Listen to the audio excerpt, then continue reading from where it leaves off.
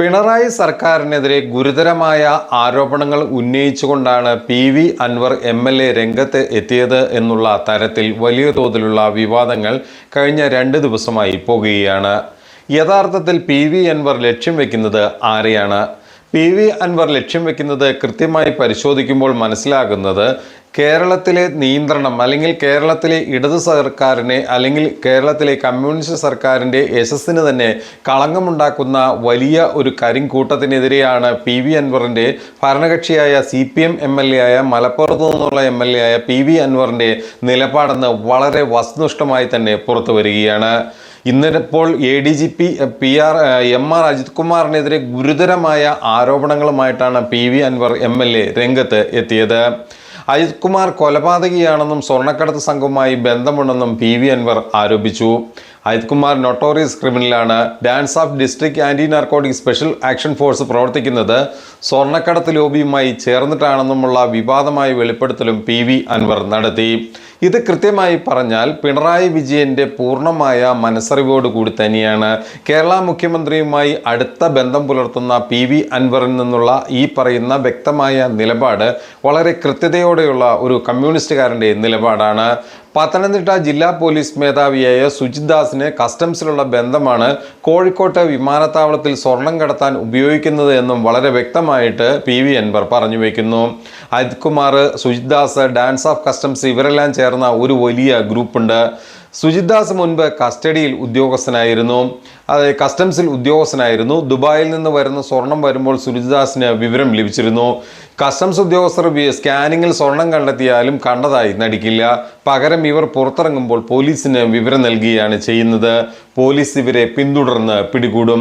എന്നിട്ട് 50-60% സ്വർണം ഇവർ കൈക്കലാക്കും. ഇതാണ് രീതി. സുജിത് ദാസ് ആണ് ഈ സംഘത്തെ മെയിനായിട്ടുള്ള ചുമതല വഹിക്കുന്നതെങ്കിലും ഇദ്ദേഹത്തെ നിയന്ത്രിക്കുന്നത് ADGP ആയ MR അജിത് കുമാർ ആണ് എന്നുള്ള വിവാദ പരാമർശവും പി.വി. അൻവർ MLA ഇന്ന് പുറത്തുവിട്ടു.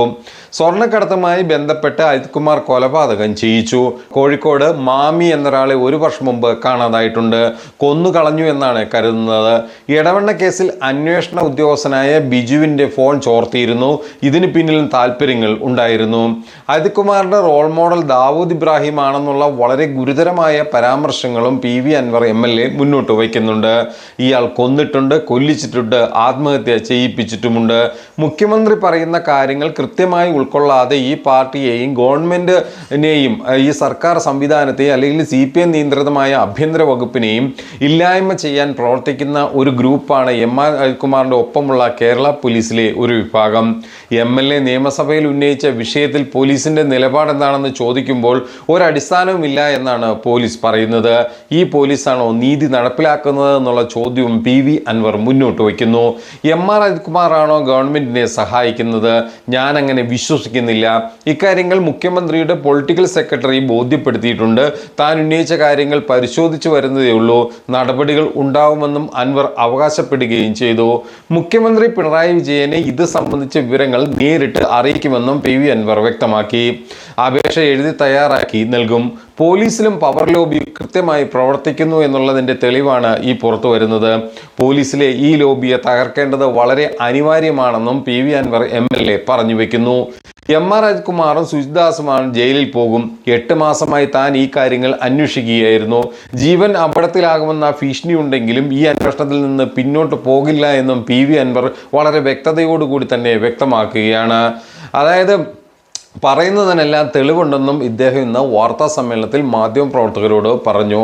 ഇവിടെ ഒരു കാര്യം വളരെ വ്യക്തമാണ്. പിണറായി വിജയൻ ഗവൺമെൻറ്റിൻ്റെ കൃത്യമായിട്ടുള്ള നിലപാടുകളെ പൂർണ്ണതോതിൽ ഒരു കമ്മ്യൂണിസ്റ്റ് ഗവൺമെൻറ്റിൻ്റെ നയിക്കേണ്ട രീതിയിൽ മുന്നോട്ട് കൊണ്ടുപോകുമ്പോൾ ആഭ്യന്തര വകുപ്പിലെ ചില ഉദ്യോഗസ്ഥർ പിണറായി വിജയനെയും മുഖ്യമന്ത്രിയായും ആഭ്യന്തരമന്ത്രിയായ പിണറായി വിജയനെയും സംഘത്തെയും തകർക്കാനുള്ള ഗൂഢനീക്കമാണ് നടത്തുന്നത്. ഇതിന് യാതൊരുവിധ മടിയും കൂടാതെ ചിലർ പിന്തുണ നൽകുന്നു. ഈ ലോബിയെ തകർക്കാനുള്ള പി.വി. അൻവറിൻ്റെ നീക്കം സത്യസന്ധമായി തന്നെ മുന്നോട്ട് പോകുമെങ്കിൽ പൂർണ്ണമായ പിന്തുണ നൽകേണ്ടത് ഓരോ കേരളീയൻ്റെയും കടമയാണ്. ഏതായാലും സത്യം വിജയിക്കട്ടെ എന്ന് മാത്രമാണ് ഈ ഘട്ടത്തിൽ പറയാനുള്ളത്.